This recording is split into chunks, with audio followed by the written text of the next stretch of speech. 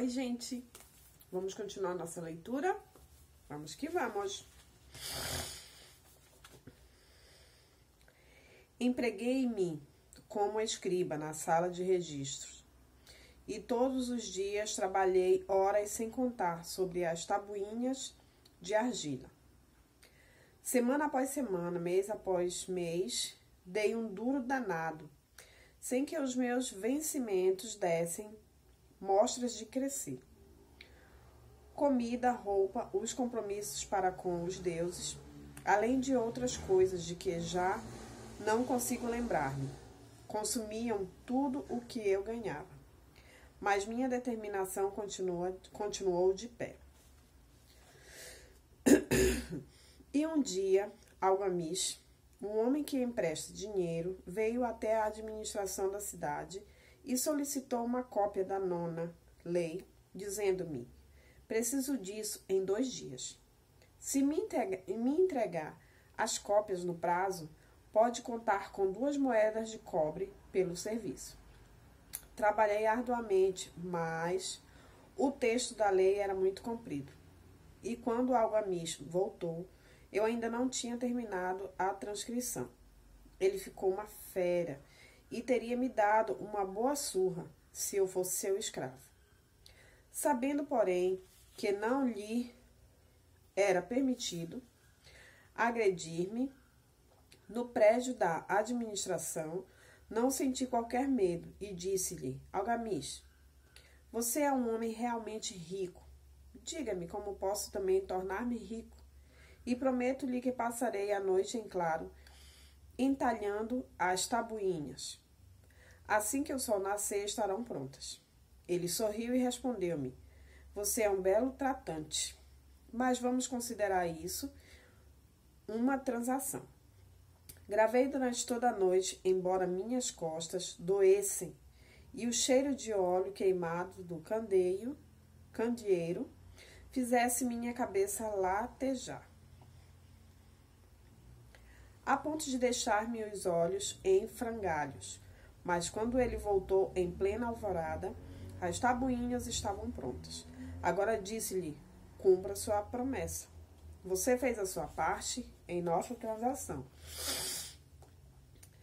Meu filho, disse-me ele, com benevolência, e estou pronto para fazer a minha.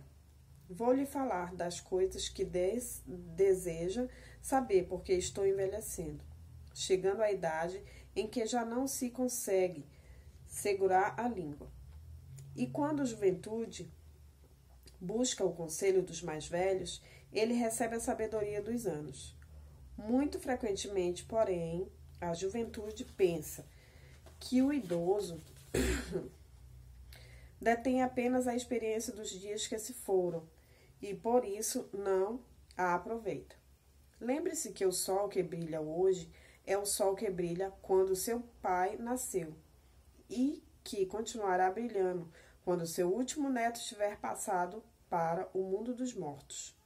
Os pensamentos da juventude, continuou ele, são luzes resplandecentes que brilham como meteoros, que muitas vezes tornam o céu reluzente. Mas a experiência dos mais velhos assemelham-se às estrelas fixas, que, sem mudar de lugar, auxiliam o marinheiro a orientar o seu curso. Guarde bem minhas palavras, pois do contrário deixarei de assimilar a verdade do que lhe contarei e pensará ter sido em vão todo o trabalho que teve durante essa noite.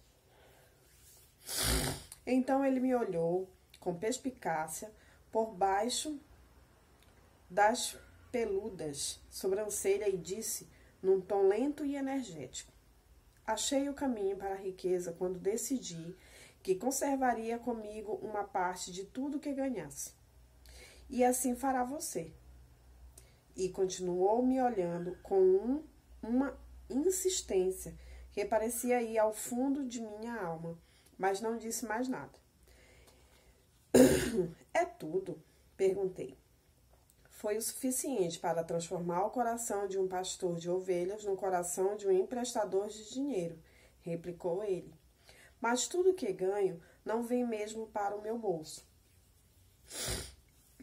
Mas tudo que ganho não vem mesmo para o meu bolso? Perguntei. Nada mais falso, respondeu ele. Você não paga pelas roupas e pelas sandálias que usa? Não paga pelas coisas que come? Consegue viver na Babilônia sem fazer despesas? O que tem para apresentar do que recebeu no mês passado? E de tudo quanto ganhou no último ano? Louco, você paga a todo mundo menos a si mesmo. Idiota está trabalhando para os outros. Bem melhor do que isso. Faz o escravo que trabalha para o seu dono em troca de roupa e comida. Se guardasse para si mesmo 1/10 de tudo que ganha, quanto teria dentro de 10 anos?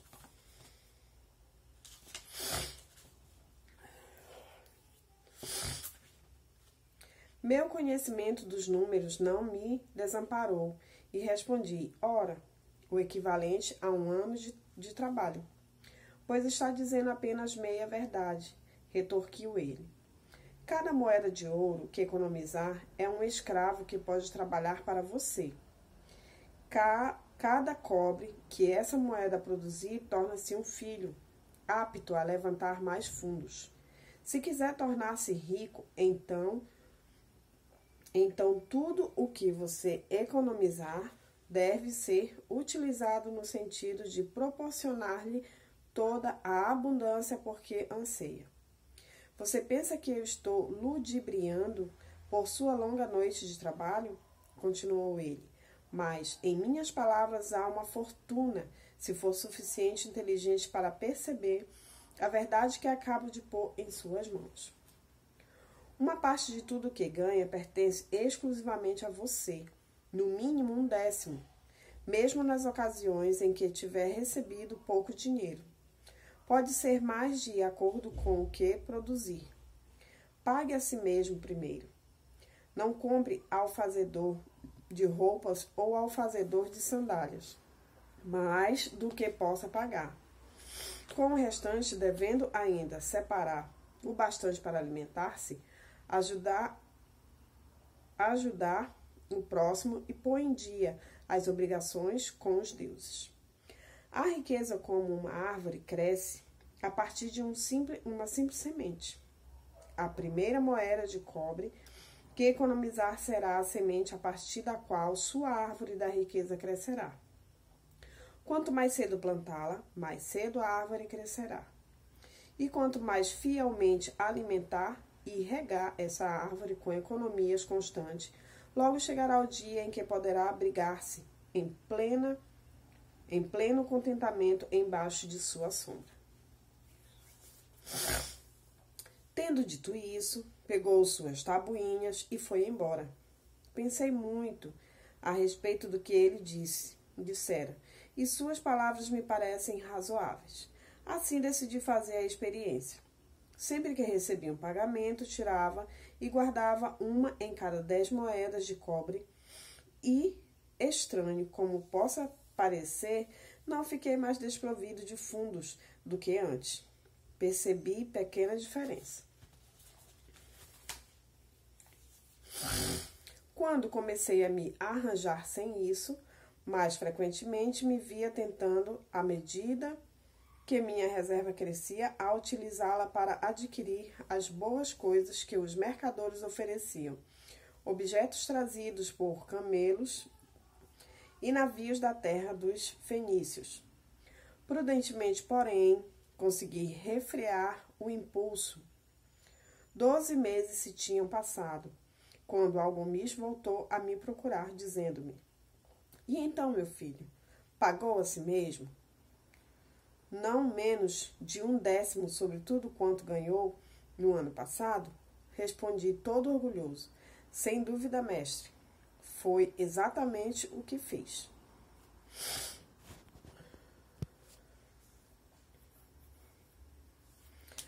Ótimo, comentou, abrindo um largo sorriso para mim. E o que fez com essa reserva? Entreguei a Asmur, o oleiro que me disse estar viajando pelos mares distantes e que em Tiro compraria para mim joias valiosíssimas, só encontradas na Fenícia. Quando voltar poderemos vendê-las a preço bem mais alto e dividiremos os lucros. Bem, os loucos precisam mesmo aprender. Rosnou ele, mas porque confiar nos conhecimentos de um oleiro sobre joias. Você procuraria o padeiro para colher informações sobre as estrelas? Não, por minha túnica, iria até um astrólogo. Se pelo menos tivesse cabeça para pensar. Suas economias se foram, meu jovem. Você arrancou sua árvore da riqueza pelas raízes. Contudo, plante outra, tente novamente. E da próxima vez em que precisar de conselhos sobre joias, corra até um ourives. Se quiser conhecer a fundo as ovelhas, procure um pastor que cuida delas. Conselho é uma coisa que se dá de graça, mas deve guardar consigo apenas o que lhe parece valioso.